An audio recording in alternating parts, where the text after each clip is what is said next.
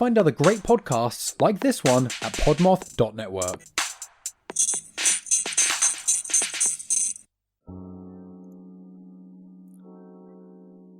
O'Connor Orchid Estates Apartments. Located in the center of the small town of Reading, Ohio, it is widely regarded as the world's most haunted location. Join world-renowned paranormal investigators Abigail Reynolds and Michael Colby as they immerse themselves into every aspect of life in this building and expose the truth of its horrific history. Join us for My Creepy Haunted Life. Jack Billings presents Haunted Apartment Complex, starring me, Jack Billings, obviously. Damn it! How did you even get in here, Jack? Well, let's get spooky, crew.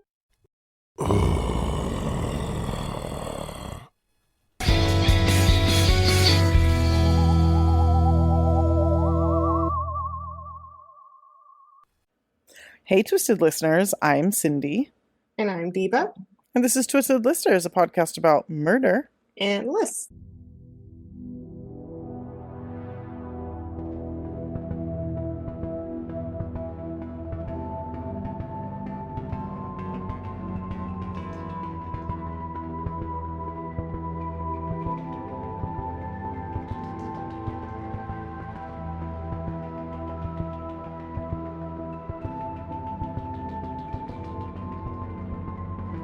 And this is part 2 of campus murders that happen on campus. Killed on campus, yes. Killed on campus. I couldn't think of what to call it. I've had a bit of a week, so I was like, student stories. It was fucking stupid. I'm going to change that shit to killed on campus. It's been a fucking week. Rory was in the hospital, but got released and given... so he went... His dumb ass went out and got poison oak everywhere. And then... we're thinking it turned into like cellulitis, which is like a big skin infection. And they went to the doctor and they gave him antibiotics and they weren't working. So now they've given him like, they didn't admit him. They kept him there for like hours and hours, but eventually sent him home and then they gave him a steroid. So his legs are like 4 times the size they're supposed to be. Anyway, that's my story. And I just wanted everyone to know. So if I seem out of it, if my story is not as good as it normally is, it's because I've been dealing with that. So just being at a hospital is so exhausting for any reason, but like... Oh, yeah. I wasn't even allowed inside. That was the most stressful part, is I just sit outside and fucking wait. It was ridiculous. Yeah. Anyway. Very scary. Dangers of the outdoors, people. For real. Yeah. For real. This is another reason why Diva doesn't go camping, and now I'm kind of on board. Very scared of the outdoors. Yeah. Right? Anyway, okay. So part 2, if you'd like to join us on Patreon, which also, like, we can record tomorrow, but it's not going to be as good as it would be because my research got a little fucked up. You can join us on Patreon. It's patreon.com/twistedlisters. If you would like to follow us on Instagram. Oh, no, wait. If you'd like to follow us on TikTok, it's just @twistedlisters. See how out of it I am? If you'd like to follow us on Instagram, you can do that at Twisted Listers PCast. If you would like to send us an email, you can do that at twistedlisterspod@gmail.com. And if you'd like to check out our website, you can do that at twistedlisterspod.com. Beauty. All right. So you're going first, right? Yes. Amazing. Yeah. And I am very pumped about this topic because it is adjacent to the topic of Zodiac. So, oh, goodness. Yes. All right. Very deep dive here. This is the case of Cheri Jo Bates. It is... I said, Yeah, Cheri Jo Bates. This happened in Riverside, California in 1966. Cheri was born in 1948, making her the same age as my mom. Oh, wow. In 1966, she was 18. She was a freshman at Riverside City College, which is, I actually know someone who teaches there right now. Ooh. I have to tell them about this. They're like, please don't. Yeah, some people don't want to hear my, murder facts from me. But anyway, she's at Riverside City College. Everyone says she was super outgoing, friendly, well-liked, normal 18-year-old girl. She really wanted to be an airplane stewardess. That was what she was working towards. Okay. She lived with her dad, and she worked part-time at a local bank. So totally normal, chill 18-year-old life here. Okay. October 30th, Cheri was supposedly at the library that night from about 6 o'clock on. We don't know actually 100% for sure that she was, but she left a note for her dad saying, went to RCC library. So we're going to just take her word for it. We definitely can't say what time she left with 100% certainty either. Mm-hmm. Some of her friends, actually a huge amount of her friends were at the library, but oddly none of them saw her. Okay. And library workers, some of them also didn't see her. So they're kind of like suspicion, like, was she there? How long was she there? Right. One fellow student who knew her said did see her at the library. So there's like one or two sightings. They saw her writing something in a notebook, chill, normal thing to do at the library. Right. But we can't fully track her steps after that. Just maybe at the library. That's kind of her evening activity. Okay. Halloween. Oh, by the way, this takes place on October 30th, like I said. So she's found the next morning on Halloween. On fucking Halloween. Yeah. Yeah, that's wild. Yeah, Halloween murder here. It's almost the season. We should do Halloween murders again, by the way. Yes, agreed. So her dad had actually reported her missing about 5:30 a.m. After she didn't come home all night, obviously. And about 6:30 a.m., a campus groundskeeper found her body lying in a dirt driveway between two unoccupied houses. Oof. Just slightly west of the library, so like on campus, but just to the side of it. She had been brutally stabbed to death, and she had 42 stab wounds to her breast, face, arm, back, and throat. Jesus Christ. A lot of stabbing. A lot. Yeah. Yeah, there's one of those autopsy diagrams that has like the circles, like stab here, like laceration of this, 4 inches here, and it's like very intense. Yeah, I imagine so. Like very large lacerations as well, intense stabs. So Cheri Jo had also not been robbed, and she had not been sexually assaulted. Didn't happen. Okay. Just a pure murder. Yep. Okay. She had cut and abraded hands, and hair and skin particles were found under her fingernails, and the assailant's hair was still clutched in her hand, indicating she put up quite a fight. Good for her. Yeah, it's insane. So there was quite a struggle, and she had all this DNA of his basically in her fingernails and in her hand. So they did actually extract a DNA profile from this material. Okay. Of the killer. Right. Who might be. Okay. Yeah. Mm-hmm. Yeah. I know you're running the Zodiac. Yeah. I am. I'm like, okay, yeah. Huh. All right. Yeah. So, okay. So, oh my God, I just opened like a essay from my job by mistake, and I was like, I don't want to tell you about the Dutch Republic. Okay, here we go. I mean, you might, but not on this podcast. Okay, all right, back to Cheri Jo. So also a Timex watch that had belonged to the offender was found ripped off and nearby with the wristband broken. Damn, so she went for it. He was ripping at him, yeah. And the dude's watch was straight up left there, which is crazy. Yeah. And also probably shows that he left in a hurry. He didn't take the time to get his shit together. Yeah. This watch also had tiny drops of house paint, like a commercial house paint on it. Oh. Which is interesting, potentially. Yeah. She people think she may have been murdered sometime between 10:15 and 10:45 p.m. on the night of the 30th, because people who lived nearby in that neighborhood heard screams around that time. Okay, that makes sense then. That places it, yeah. Yeah. Her Volkswagen Beetle, which is, by the way, a very cool, lime kind of pistachio green Beetle, looks great, was found parked, I saw 30 yards and also 100 yards, quite different. Some amount of yards from where she was found. I'm not sure if it was at the library parking lot, but basically in the area. I'm wondering if it was 30 yards and somebody then wrote 100 feet and then somebody moved that into 100 yards. Oh, that could be. Because 30 yards is about 100 feet. So I feel like it was closer. I feel like it's 30 yards. Right. Okay. Yeah. It's library, car, her. It was all in the same all right area. There. Mm-hmm. Yes. And the key was also in the ignition. Ooh, God. Which is very spooky and indicates that she might have leaves the question open, was she lured away or abducted as she was sitting in her car about to turn the keys and go home? Did she know her attacker? Yeah, did she know him, or did someone come up with a Ted Bundy-esque ruse, to get her away? Yeah. Which is who I thought of, by the way, when you were like, she had a bug. I'm like, so did Ted Bundy. Right? Yeah. I hate that he's ruined those for me. Yeah. And also, significantly, the car's ignition system had also been tampered with. Oh. So Yes. she might have tried to turn her car on, not been able to, and got out to like see what was wrong and then been attacked kind of deal. Correct. Okay. So there's several different questions here. Was it tampered with so that she could not drive away and he could like offer her a ride, or, like get her away with some other lure? Or was he the other question is, was he hoping for her to break down along the way? Or was it tampered in some other way so that she would like need his help on the side of the road? Right. Or something like that. Or was it just so that she couldn't leave, period? So either way, there was like a bigger plot here of like some planning. Yeah, for sure. She was not random. Yeah. Or even if she was random, it was still planned. Yeah. Or like, at least with a few hours. Like potentially someone saw her arrive at the library and started going to work. Yep. Yeah. At a minimum. There were also finger and palm prints found on the windows of her car, passenger side, which make me think there was some kind of confrontation as she sat in the driver's seat. Yeah. Yeah.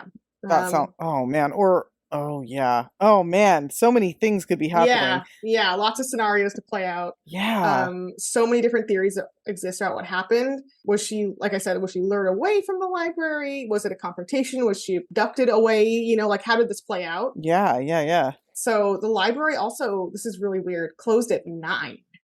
So if she was there until then, which we don't know that she was, but if she was there until 9, what the fuck did she do in the hour and a half between then and being murdered? Yeah. Next to the library? Well, are we sure that she was murdered at 10:30? Like for sure? I mean, just because that's when people heard scream. I mean, yeah, that's pretty solid, I would say. Yeah, that's pretty solid. I mean, I'm sure there's people that dispute that. Yeah. As well. But again, there's like kind of a missing hour and a half though, potentially. Yeah. If that is when she was murdered. It's also hypothesized by some on the internet. I tried to do a big survey of the different theories. It's hypothesized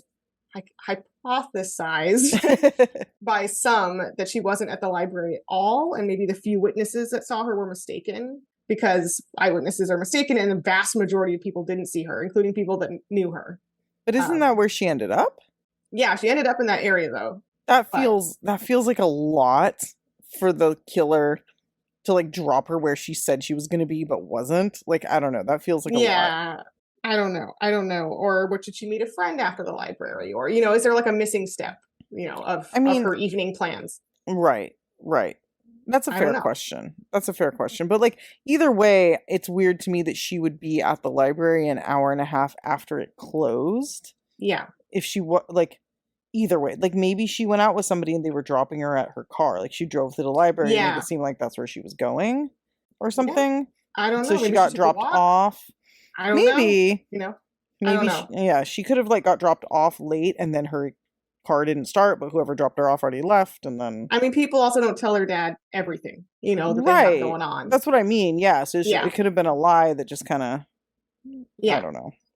Also, the murder site is very weird, because how did they know that it just so happened that the two houses on either side of that driveway were vacant at the time, making it an actually slightly isolated area. So there's a big sound bubble where people couldn't hear her scream, although they did. And they wouldn't see either because they wouldn't be right there. Yeah. Right. So people think maybe this killer actually scouted that out and found that location because it was a good location, probably. So fast forward to November 29th, 1966, the police got a typed letter confessing to the crime. Okay. The author wrote, quote, here's just a little haunting tidbit, quote, she was young and beautiful, but now she is battered and dead. She is not the first victim, and she will not be the last. So if they're not Zodiac, they want you to think they are. This is pre-Zodiac. Oh, you're right. It was 68, right? 69. 69. Okay, Zodiac. I always think Zodiac was like 71, but did he start in 72? No, 69, I think. Oh, was when Zodiac started? Yes. Why do I always think he's late 60s? Why do I always think it's the 70s? Maybe that was Son of Sam or something. I don't know. Anyway. Okay. Yeah, but this is pre 66. Yes, we're in 66. And he was 68 or 69. Okay. So it could be like proto-Zodiac. Yes. Proto-Zode. Well, I'll get to that. Yeah, that's the Okay. whole idea. Proto-Zode. Protozoa. So there was also a poem written in ballpoint pen that was found on the underside of a desk at the library. It was discovered in December. That desk was in the library through the time of the murder. Okay. And people strongly believe this may have been written by the killer, although we don't know for sure, obviously. This desk poem is pretty short. It includes some really, really cool poetry, which I'll read to you. I bet. Quote, it's got kind of Israel Keys vibes here, so get ready. God. Quote, sick of living, unwilling to die, blood spurting, dripping, spilling all over her new dress. Oh, well, it was red anyway. It's so weird to think that people were dipshits like that in the 60s. Yeah. Like, I always feel like I want to blame, like, musical movements for that kind of, like... No. Yeah. Oh, God. That's so terrible. Very dumb. Very dumb. It's signed with an lowercase RH, by the way. Okay. Just put that out there. Okay. 6 months to the day after the murder on April 30th, 1967, 3 letters were sent to Cheri's dad. They were not so much letters as like a sentence or so each. Okay. Just being ominous and saying similarly dumb stuff. One of them included the phrase, Bates had to die, there will be more. So again, promising God. of more murders. Mm-hmm. And people have done a lot of analysis of the desk poem and the letters together. And I'm fairly convinced of this, that they do in fact share very similar language. A lot of like willing to die, unwilling to die, like the same phrases. Right. And to me, they also feel like the same douchey tone. Yeah, that's the main thing. Yeah. We're like, yeah, they're equally douchey. Same Yes. douche level across the board. Exactly. Similar thing. So August, just as a side note here, we're jumping way forward in time, but in August 2021, the Riverside Police Department actually claimed that one letter writer came forward anonymously and wrote to them saying that I think the 3 letters were a hoax. I'm not sure if all the letters. Okay. But the one and sent to the apologized. dad? Yeah, Ugh. I believe at least those. But still did it anonymously because they know how fucking Yeah. hateable that was. So I don't know if that's even like, that could be bullshit. Like, we don't know. Yeah. And also, do we believe what police say? No. No. Never. So I don't know, but at least I'll say at least some of the letters are quite possibly bullshit. Yeah. So that's fucked up. Annoying. Yes, to say the least. So to get to the big elephant in the room here, which is why Cheri Jo Bates' case is known, besides the fact that it's a very mysterious murder. Yeah. Is this a Zodiac murder? So of course, the Riverside Police Department firmly says, no, it is not. Of course. Yep. Not surprised. No. But some of the very general things in favor of maybe it is of course the letter writing, right? Which is very Zodiac. Right. Even if some of it's fake.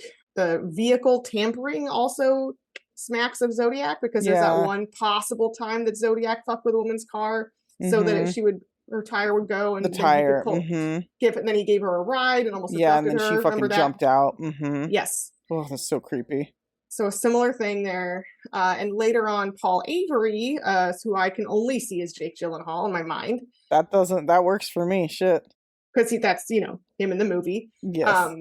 Which also, if you guys haven't seen David Fincher's Zodiac, like stop right now and go watch it. So good. Oh, it's so good. Yeah. But leave your lights on because that shit's creepy as fuck. Oh, it's so good. It's so good. Yeah. Yeah. And anyway, so Paul Avery, i.e. Jake Gyllenhaal, and got a handwriting expert. He made the link, thanks to some anonymous tips and some other detectives. He made the link to Cheri Jo Bates. Mm-hmm. I think first, I'm not 100% sure, with help.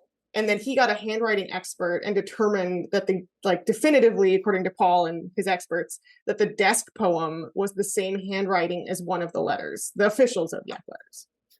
Wow.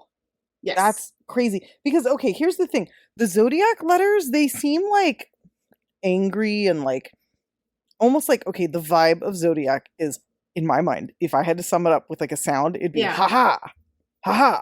Like, that's the Zodiac to me. Like, to me, you fools. Like that kind of, I don't know.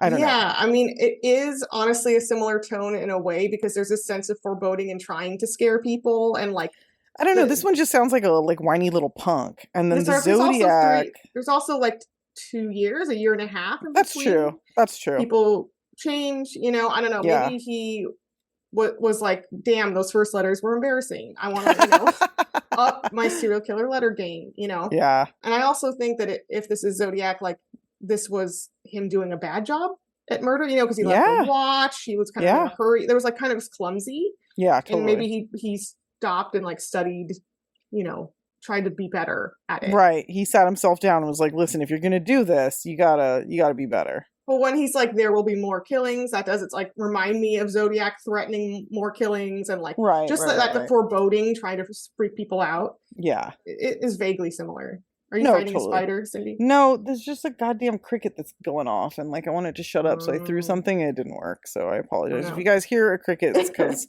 I record with nature. So anyway. Scary. Very scary. Okay. So the desk poem, according to Paul Avery, is the same handwriting.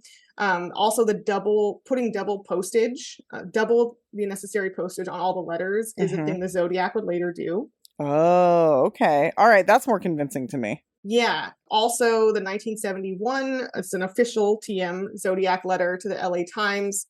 It's had the line in it, quote, and he's talking about the police. I do have to give them credit for stumbling across my Riverside activity, but they are only finding the easy ones. There are a hell of a lot more down there.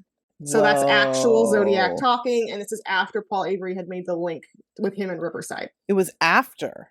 Yeah, he's referring to Paul Avery making that link. Making the link. And Zodiac was following their every like move in the investigation. That's so creepy that Paul Avery was being like watched by this murderer. Oh, heavily, yeah, for sure. It's so scary. Like, can you how does he just like function? He's just like fine with it. Just keeps doing. I love that part in the movie when he's getting the calls and stuff. It's scary. It's so I want to watch that now. Okay. Oh, I'm gonna watch it. Yeah, me too. I'm gonna eat a turkey sandwich and watch that tonight. We've been doing serial killers. That's been our genre we've been working through lately. It really is. Yeah, we've been doing serial killers. I meant my husband and I watching horror movies. Oh, because I was like, we've been doing a lot of serial killers lately, in our lists. That's but oftentimes we do like single killers. But I've noticed lately we've been doing a lot of serial killers. But okay, anyway, yeah. No, but we've been working through serial killer movies, so we just watched Seven, which is like the best movie of all time. So good. Brad Pitt. Brad Pitt. Okay. Yeah. Oh, I feel so bad for him. I make you feel better. Okay, he's so hot but so sad. That's exactly true. Oh, okay. Anyway. Okay. Back to the Zodiac. We'll go watch that movie. So, the Zodiac also at various times. I just wanted to note here. He claimed credit for up to 14 murders.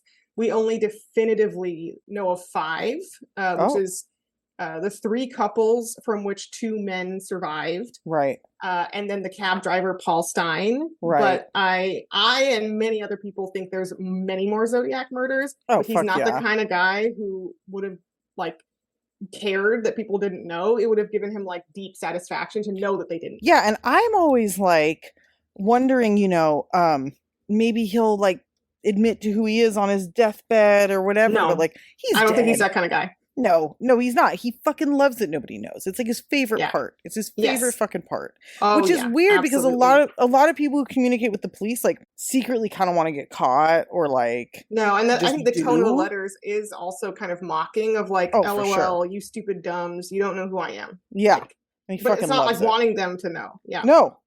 It's like wanting to remind them that they don't know. Yes. Absolutely. He's not like BTK who's like, please listen to my confession. That's what I was thinking of actually. Yeah. All right. So finally, I know this is long, but it's Zodiac. And obviously I'm not going through the other Zodiac murders because that would be a 12-part Patreon special. Yeah. Fuck yeah. That's which I would actually like to do that, but that's for another time. I want to say like went to high school in an area that I drove past Lake Herman Road and Blue Rock Springs Park. Like I drove past where 2 of the murders happened like constantly, so I was like very what's the lake? Oh my god, why can't I think of it? Berryessa that connected like where I lived to where you live. So I used to go swimming in Lake Berryessa with all the dead bodies and like anyway, so very personal murder to us. Murders. So the last thing I'm gonna go through 2 suspects and their possible connections here. So the 2021 supposed, a big fucking air quotes because I don't buy it, supposed Zodiac that was put forth by some like independent research group named Gary Francis Post. Yes. He was a painter. Okay. So that paint flex, right? People have pointed that Yep. out. At the time, he was being treated for a gunshot wound at the March Air Reserve Base, which is about 15 minutes from where Cheri Jo was murdered. Oh, shit. So that does put him there. But my question is, how bad was the gunshot wound? Because it doesn't seem like you would be like jumping up to Right. commit a murder and disabling cars and all this shit if you're like in a hospital. Right. But that does put him there. So the Post people who like Post claim that the Riverside Police Department wouldn't accept their request to match Post DNA to the DNA they have for Cheri Jo's murder. The RPD says the Post people have never requested it. So right now they're just kind of going back and forth. It'll be interesting to see if that ever happens. I mean, that's a really easy thing to mix up. Like, you didn't request it. Oh, well, we're requesting it now. Yeah. Okay. Like, that yeah. just seems like bullshit to me. But that's the thing. Yeah. It's like they have DNA from her murderer. Like, use, what's it called? The Parabon Labs? Yeah. Like, something, you know? Like, let's GSK this shit. So my favorite Zodiac. Zodiac. Zodiac? Is that what it is? Yeah. He is a Zodiac, for sure. So my favorite Zodiac suspect, Arthur Lee Allen, who was cleared of the DNA of the stamp licking. Okay. But I don't think that rules him out. That's a whole rant I have. But there's no DNA from the Zodiac from like a murder. They only have it from a letter. Which it may not even be Zodiac's DNA. Like, there's no way to say that it is. Yeah, so people think he's ruled out because of that. I do not. I still think he's an incredible suspect. Yes, agreed. So Arthur Lee Allen, who is profiled in our aforementioned movie quite heavily. He was Paul Avery's favorite suspect. Yeah. He was being investigated pretty actively when he died in 1992. Mm-hmm. He had ties to Riverside, quite extensive ones. He was down there quite a bit. Yep. And we know for a fact he was in Riverside the weekend Cheri Jo was murdered. There you go. So there you go. He was also absent from his job up in Northern California on November 1st. So he was late. He was late getting back. Mm-hmm. Took a while. Yep. And by the way, he taught elementary school, which like chill, in Calaveras County. So right next to, Leonard Lake and Charles A. Jesus Christ. And also like right where all the Zodiac murders are, or like close enough for him to be doing them. Yeah, he was a Bay Area guy, but just happened to come down to Riverside. Mm-mm. In the 1991 search warrant executed as part of their investigation of Allen and Zodiac. Remember in the movie when they find all the squirrels in the freezer? Yeah. When they did that, they found a Royal brand typewriter, which is the exact same type that they believe wrote 2 of the Cheri Jo letters. Okay. So that's another little thing. As also, I forgot to mention that Post died at age 80 in 2019, so they're both good. But there is a chance that there could be DNA testing for Cheri Jo, maybe, if someone can communicate, write some emails to one another. Here's the thing. If they did that DNA and it matched Arthur Lee Allen, we would have pretty much a definitive answer as to whether or not he was Zodiac. Like, there's no way that was his murder, but like not the other ones. You know what I mean? I mean, but it is also hotly disputed if Cheri Jo's a Zodiac murder. Like that's. But what I'm saying is, like, if Arthur Lee Allen did kill her, then to me that would end the debate and kind of close the case, because there's no fucking way that the main suspect for Zodiac killed her, but like not any other Zodiac victims. You know what I'm saying? Like, I know that sounds crazy. No, that makes sense. I get what you're saying. But I'm just going way far off the like what ifs though. Sorry. No, that makes sense. I just think that, it is also Zodiac-ish to me because she's just stabbed. There's no sexual assault. There's no sexual part of it. And in Berryessa, they were just stabbed. Yep. I don't think anybody was ever like sexually assaulted. No. And it is, but it is very public for him. Mm-hmm. It is a bit more risky. He tends to get people that are quite isolated. Could also be the first one though. First one, and also he did change his MO. Like he shot a cab driver at a busy street, in San Francisco with people looking down at him. Yeah. So he did like to change up his MO. I also think that he killed a lot more than we know of because he changed his MO, and the other ones look different. Yep. Yeah. And so people aren't going to say they're Zodiac, Yeah, agreed. And I think he was very conscious of that. But yeah, there's a lot of people who hotly insist it is not a Zodiac murder, and people are stretching it. I also think it's actually kind of a Zodiac murder because of Arthur Lee Allen being in Riverside. You know Yeah. what I mean? Like That's because that's kind of what I'm saying. Like, I feel it's like, because of his connection. yeah, and he's Zodiac, so Yeah. you know, you ever seen that guy in a pair of glasses? Dude. And He's like fucking Zodiac. the thing where his brother noticed the weird spellings, Yeah. his passion for the Zodiac watch, the Yeah. symbol, Yeah. like multiple people saying that he said the exact same things in the letters to them. Yeah, it was him, 100%. Like, I can't believe feel like it was. you don't feel like it was him. No, I was whispering. I said, yeah, I just feel like it was him. Oh yeah, no, me too. Yeah. Just fucking check his DNA against the Cheri Jo. Like, just do it. The murders stopped while he was in prison. Yeah, I mean, come on, Stuff guys. like that. Yeah. I feel like this is one of those things that like I need to have solved before I die, and it sounds very simple. They've got DNA from that. They've got his DNA. Just fucking do it. He lived in all the right places at the right time. I love how you just keep listing. Oh god. I'll be here all night. Okay. All right. So that's it. That's it. That's Cheri Jo. It's unsolved, All right. honestly. Yeah. Or is Well, it? we just solved it, I think. We did. All right. I'm going to do the murder of Sophie Sergie. And this is a way more popular case than I realized when I chose it. I chose it because she is a First Nations woman from Alaska. And I just like covering cases like that because I think it's important to call this shit out. So this happened in Fairbanks, Alaska in 1993. And Sophie was born in 1973 in Pitkas Point, Alaska, which is a territory of the Yupik people. I may be saying that wrong and I apologize, but I think it's the Yupik. It's a tiny town. There were only 70 people there when she was born. And as of like the last couple years, it's up to a whopping like 125. So just a huge, huge town. Basically, it's the kind of place where you like fly to a major city and do the shopping and things you need and then fly back. And you do that. Like, yeah. And you do it like once a month or something. Yeah. So she didn't grow up with a lot.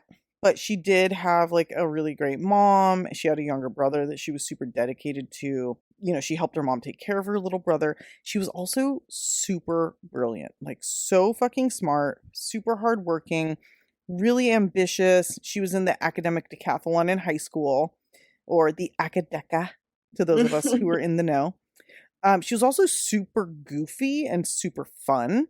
She had a really, really large personality, which is ironic because she was only 4'9", which is absolutely fucking tiny. My mom is like 4'11", and she's like a doll. She looks like a doll to me. Like she's so fucking tiny. And this Sophie was 2 full inches shorter than her, which is like insane to me. Yeah. So anyway, this was actually problematic for her because she did want to go into the Navy. I don't know exactly what she wanted to do, but she was too small for the position in the Navy that she wanted. They're like, you're not large enough to do this. It might have been like controlling machinery or who knows. Something physical. Yeah, but they were like, sorry, you're too little. So instead, she really loved the ocean. She loved whales. She loved, you know, all sorts of marine life. So she decided to apply to college and study marine biology.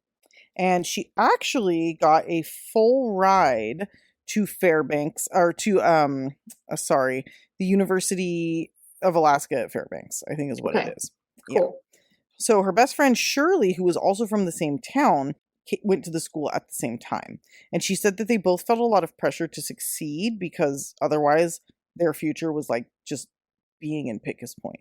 Like, this, like get out of the small town. Yeah, like this was their only way out. So they were really wanting to do a lot and make kind of a path for themselves. And also Sophie was the first person in her family to go to college. And I think that was kind of probably the same thing for Shirley. I don't know for sure, but it really sounds that way, just kind of based on interviews. So she was a really serious student. She didn't party hardly at all. She wasn't a square, like by any means, but she was just serious. She didn't want to mess up, right? Yeah. So unfortunately, she was doing really well. She was there for, I think, 2 full years. But because our country hates poor people, oftentimes you have to choose between things like, you know, taking care of your health or getting an education because we don't have health care or free education and everything costs a fuck ton of money. A little background for those of you in like Europe or something. Yeah, we don't get anything for free because of rugged individualism, which was sold to the working class by the bourgeois class to continue their outright thievery of our money and resources. So fuck them. Bingo. Sorry, Bingo. little rant there. Anyway. Bingo brongo. Okay. She had to leave school. She got a full ride. Did I mention that? Did I already say that? She got a full fucking ride to school. Yeah, she got incredible. Yeah, it's incredible. They were like, we are paying for you to go here. We're paying for you to live here. Like, we're paying for literally everything. Yeah. Here's some fucking spending money. Here you go. And also a lot of times students like hers with a lot on the line are like super hardcore, but obviously they're hardcore students, you know? Yeah, because she was not trying to mess up. But she had to leave school because she had to go back to Pickus Point and be a teaching assistant, either to make money or because she got health insurance there, because she had a jaw issue, like a pretty severe overbite, and she like desperately needed to fix it because it was affecting her quality of life. Ugh. So, you know, ironically, even though she was working in Pickus Point, her dentist was in Fairbanks. So she would fly with what little extra money she had to Fairbanks for her appointments for the dentist. And Fairbanks is also where she was going to school. So unfortunately, for whatever reason, she couldn't get a job in Fairbanks, or it wouldn't make sense because she couldn't live at home and save money. So anyway, she's flying back and forth. And whenever she would do this, she would stay with Shirley. And Shirley lived on campus in like an 8-floor dorm, right? Okay. And this dorm had all women floors. It had, you know, I think it did have mixed floors, which I think is crazy, but it was the 90s, so hey. But she would stay with Shirley. And now Shirley had a boyfriend who I believe also lived in the dorms. And so anytime Sophie would come, because it was just like a single bed, Shirley would go stay with her boyfriend and let Sophie have the room, right? Which is super nice. So it's the weekend of April 24th, 1993. Sophie has yet another appointment scheduled for that Monday. So the 24th is Saturday. Her appointment's on the 26th. So she came in early, you know, flew in to see friends and hang out and whatever. She was planning to return to school in the fall because her surgery was going to get done over the summer. So she'd finally got everything done and was like gearing up to come back. But I think she really liked coming back for weekends because she probably really loved college life, you know, and this made her feel like she was still kind of a part of it, which was really nice. So she still got to kind of have that experience and kind of, you know, feel like she was there. So like I said, she came in on Saturday. She hung out with Shirley. She left for a short while to run errands in town because, again, if you live in a town of 70, you probably don't have like a Walmart or whatever the fuck. You know? So she's doing all of her like shopping, taking care of things. And then I think just stayed the night and hung out with Shirley. The next day on Sunday, she went to a movie with some other friends while Shirley studied for some finals because this was actually their finals week. So it was the last week of school, which was in April, which is like insane to me. But anyway, so that evening, Sunday evening, they met up at Shirley's dorm around midnight and ordered pizza. They were having like a little pizza party on the floor. Nice. Yeah, sounds great. It sounds so great. And like, I love pizza on the floor. Me too. And like staying up yeah. late with your friends. It's like such a lovely, like just picture in my mind, you know? For sure. I know this is a horrible topic, but like just thinking about like college life and like that freedom that you feel, and it's just so great. Like college is great. Living on campus or just living off campus. Remember that, Cindy? Remember that like 15 years ago? I do, and I miss it. I want it back. It was a great time. It really was a great time. Like living in the dorms and shit, it was fun. Even super, not super living fun. in the dorms was fun, but the dorms were special. We ate so much cafeteria food. Dude. Oh my God. Just putting it down. God, that was a great time. I ate so much fucking food. I have no regrets. I love food. Fuck it. Okay. Yeah.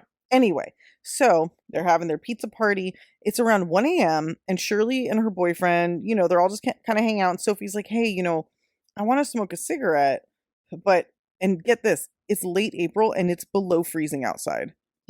Hi, Alaska. Yeah, no thanks. Ugh. So she's like, I don't want to go outside. Is there somewhere I can go? And Shirley's like, yeah, you can go to use the bathroom down the hall. There's a fan. You just turn it on and it sucks all the air out. Nobody will know you're smoking. Sophie's like, sweet, I'm going to go do that. While she's doing that, Shirley and her boyfriend are like, let's go to sleep. It's late. Night's over. Whatever. So they leave Sophie a note and Shirley puts it on the outside of the door. Like, hey, we went to go to sleep. See you in the morning. See you tomorrow, whatever, right? So as she left, there were a bunch of people milling around.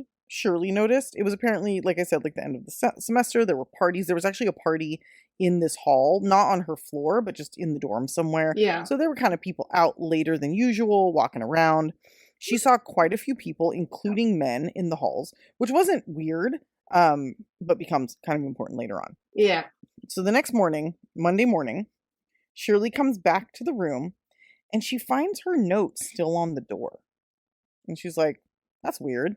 Maybe, but she's like, oh, maybe she just left it. Maybe she read it and was like, whatever, I don't need this note. I'll leave it, right? Sure. So she goes in and she's like, that's weird. Like, nothing is moved. It doesn't look like the bed's been slept in.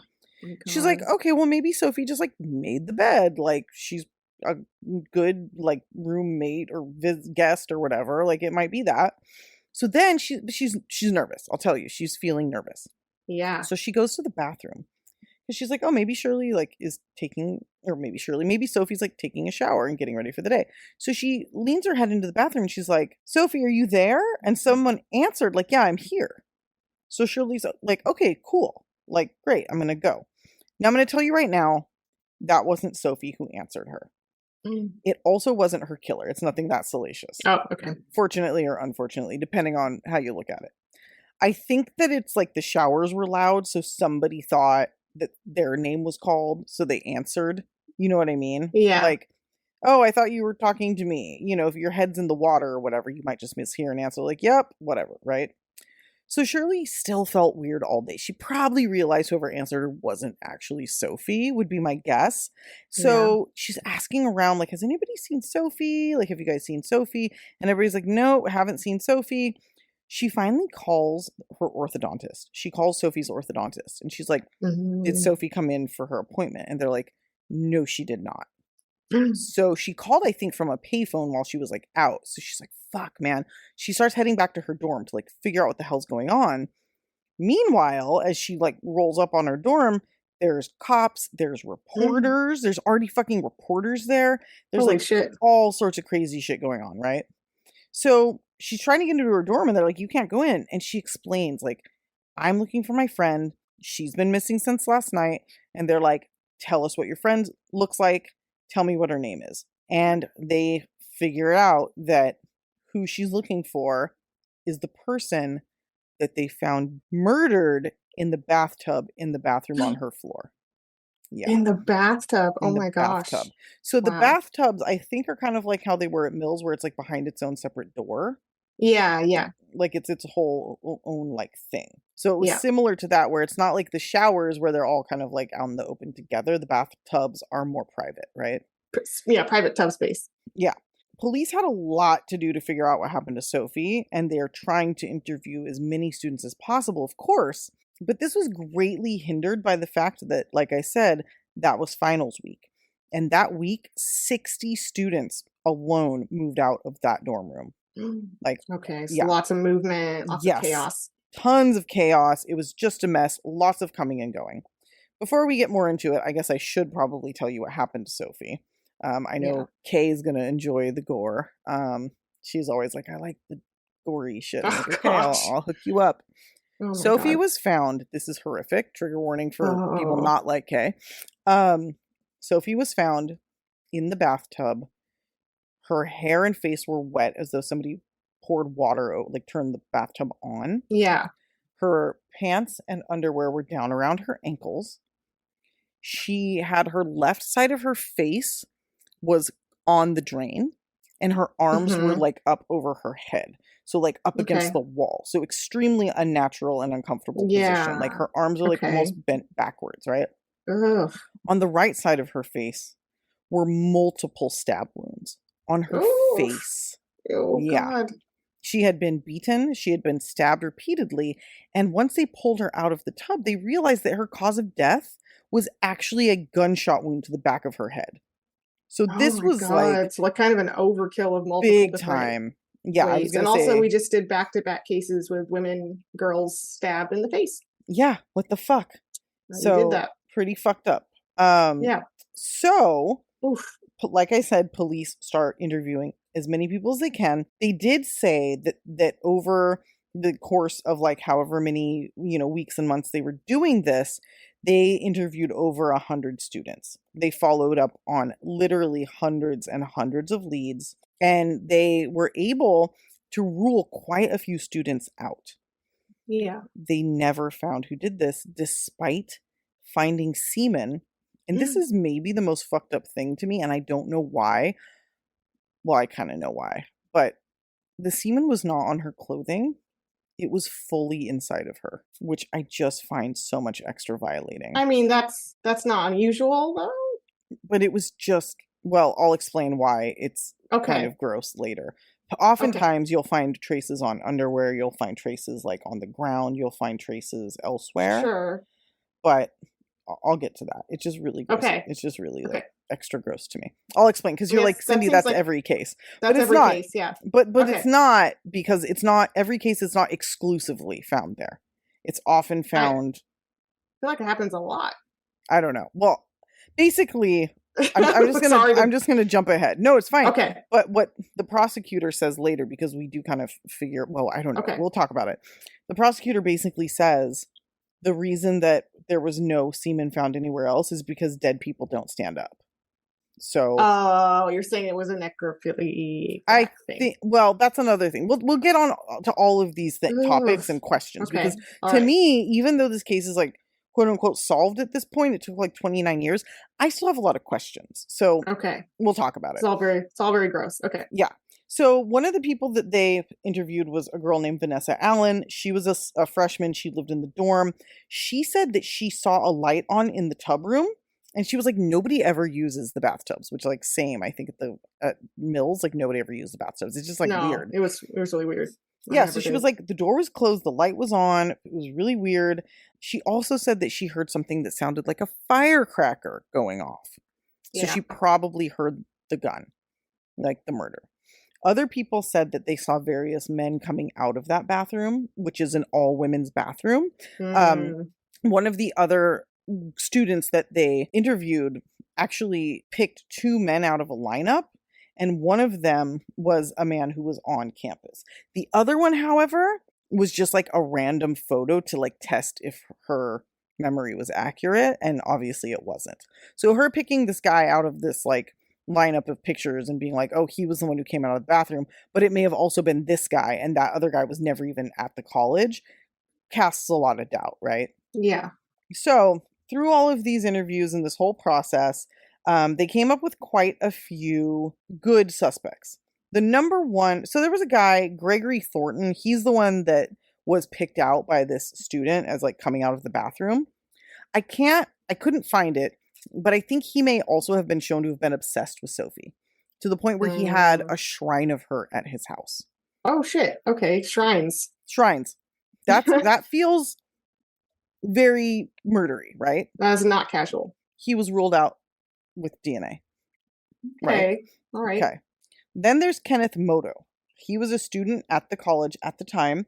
He owned guns. He has a record of violence against women and I think is still in prison right now for manslaughter. So, pretty good. Okay. Yeah, pretty solid. Now, at some point, Kenneth's sister came forward and said, you know, years after the murder, he confessed to me that he did it. And everybody's like, what?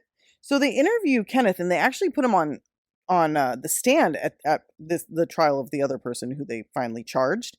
And he's like, I never said that. I told her I was a suspect because I got interviewed. But I never, said that. The other thing is Kenneth voluntarily gave up his DNA and was also not a match. Okay. There's another good one. So many good suspects. Yeah. Why are there so many? It's just alarming. At the trial, I think they pulled up like 16. I'm only going over the ones that I think are the most like viable. Yeah. So there was a guy named Nick Dazer.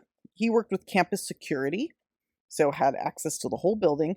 He was there that evening. He was there actually like for a party, and was like hanging out. So he worked with the campus security, but I don't think he was working that night. But anyway, he has access to everything. He knows where everything is.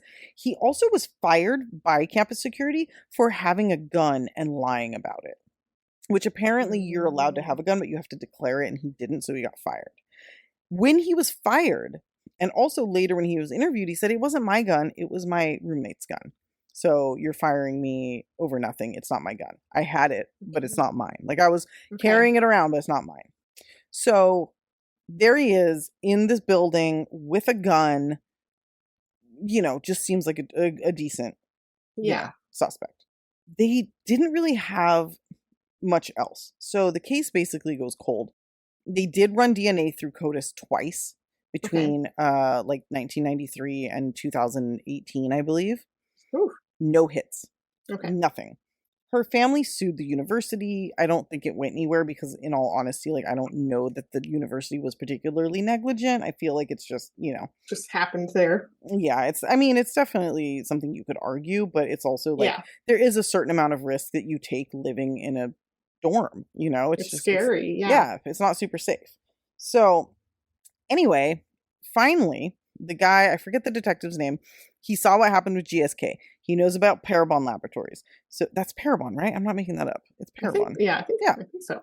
So he's like, can we use like, Ancestry or whatever to like find DNA? And they do. And they get a hit. And they get a hit on a woman who is I forget what it's called. It was like a secondary relative to whoever was the murderer. Now that means it would have to be a half sibling, a grandchild, or a nephew. Okay. Like that kind of match. Right.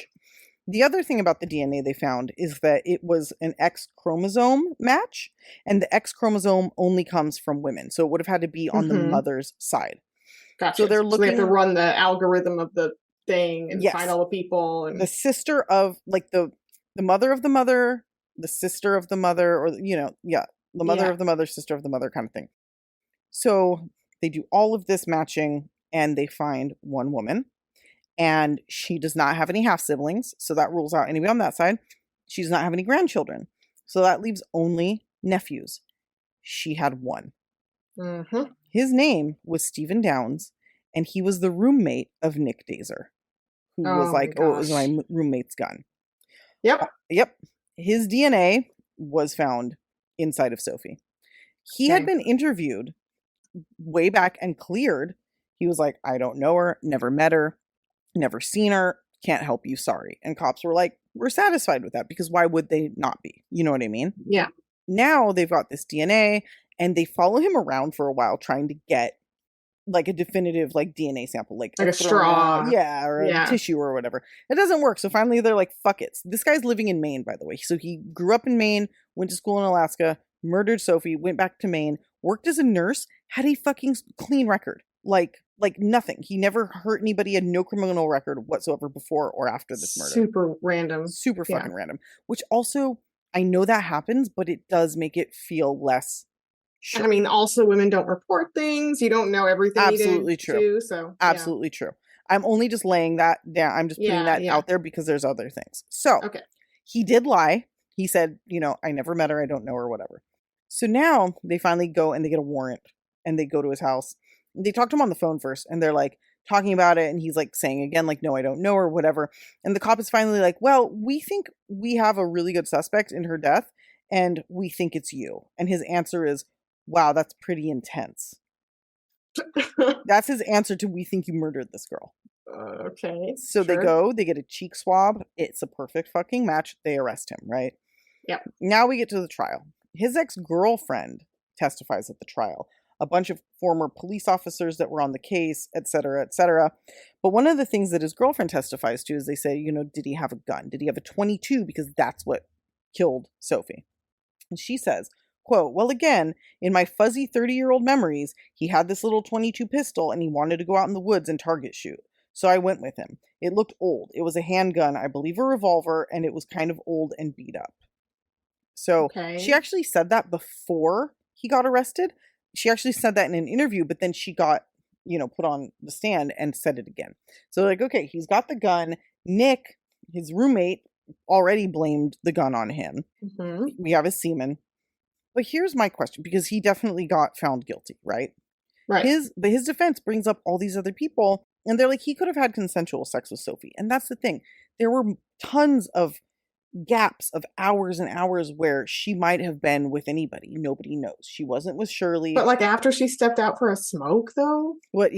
They also said the other thing when they performed the autopsy, and the medical examiner said they couldn't determine when the semen had been placed.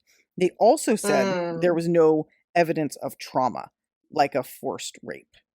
But then why wouldn't he go for that? Why wouldn't he say like, oh yeah, we had a relationship?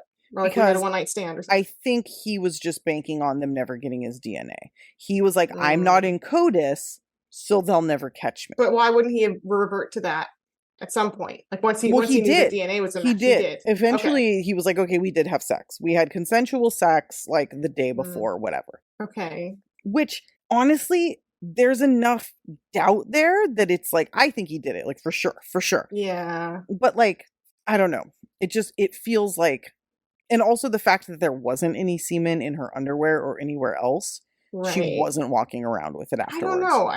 I feel like, I mean, I don't know. I feel like it's fully 100% possible that can happen in a sexual assault because she could have been incapacitated. Absolutely. Well, that's where the raping her after she dies or is unconscious comes in. Right. Yeah. Which is That's fucking disgusting. Very common. Yeah. And again, I'm not saying he didn't do it. I'm just saying that the defense did a really good job bringing up a lot of questions. Like, what if it was consensual sex? What if somebody else murdered her right after? What if his roommate fucking murdered her using his gun because he followed them or something because they were together? Yeah. Steven's girlfriend testified that both he and Nick were in and out of her room all night. So Nick could have easily gone and done that or gone and done something else, or you know what I'm saying? Like, and I'm not saying I don't think he did it. I'm just saying that, like, do they think that the evidence, the semen was from that night, or is it more vague than that? Again, they can't say. They cannot tell. They're like, it could have been from 2 days ago. I definitely doubt that it was like after she stepped out for the smoke. Like if it was like 24 hours before, if it was that flexible, then it's like, okay. It could have been. They said it could have been any time after she arrived in Alaska. It definitely could have happened. Yeah, which casts doubt. Like, I'm just saying, and I'm saying, like, it's also weird he had no other record. It's just like the whole thing is strange. Like, people who heard that he did it were like, are you fucking kidding me? He was like, such a popular, with her pants pulled down, like it does feel like it's a sexual assault for other reasons. For sure. So. Listen, I think he did it, but I know they're appealing and I do wonder what's going to happen. That's all I'm saying. It's debated. Yeah. It's ambiguous enough that a really good defense team could potentially get him out, which I fucking hope they don't, because it's pretty fucking obvious he did it. But like, obvious he did it and like holds up in court are two very different things. Yeah. Right. Yeah. So that's just what I wanted to say, because it's like, there's two answers for everything. There's no trauma. Either it was consensual or she was already dead. Like, it's either or knocked out. Yeah, it's like either a really good reason or a real fucking bad one, you know? Yeah, either way. Yeah, so it's just a lot of ambiguity there, but basically, you know, everybody's really happy that the case has been solved. I know that Shirley is really, really happy to finally kind of have closure in this case, because they were like best friends forever and ever and ever. Yeah. And really, really fucked up. But a lot of people, it's crazy. They interview people. Like, this was like in 2021, 2019. I think it finished in 2021. But they're interviewing people. And this happened in 1993. And people are like tearing up at this point talking about Sophie and being like, she was so incredible. Like, I don't think people understand the loss of this person, like as a person and as like what they were going to do in the world and like who she was going to be. Like, it's so fucking tragic. And so it's another senseless murder of a First Nations woman, obviously, too. Yes. So again, because they are so much more often targeted, especially in places like Alaska and Canada. It's just such a fucking epidemic out there. So really fucking sad case. I really hope that his defense does not do as good a job as they might, because I'm pretty positive that he murdered her, and I hope he stays in prison forever. Motherfucker, you got like 28 free years out of this. It's time to do the time. You asshole. There are, like, I'm trying to think of them, but there are other random cases where someone is revealed to be a cold case, like in a very cold case, is revealed to be the killer like 30 years later, and they lived like a spotless life, and you're just like, what the fuck? Like, that does happen. Like, what caused this one super gnarly violent outburst? And how could you just go through your like Joe Schmo office life just knowing that you did that? Like, it's insane. It's insane. It happens. They probably love it, fuckers. So all the people you work with could essentially be secret like this. murders. Yeah. This guy was a nurse for years, taking care of people. Yeah. Oof. Yeah. Anyway, that's that story. It's my turn to choose what we're doing next week, right? Yes. Okay, this is a listener request. Kay also was like, when are you doing honor killings? I've been asking for months. And I'm like, okay, so that's coming up. Okay. But first, we're going to do murders solved by psychics. That's fun. And also, it's Halloween in my house, where we have the decor up, as I mentioned last time. So I feel like that's edging into the Halloween territory. We're gonna ease on into it. Yeah, it's going to be September when that one comes out, so that feels fine. Yes. Plenty of time to, that's very Halloween time officially.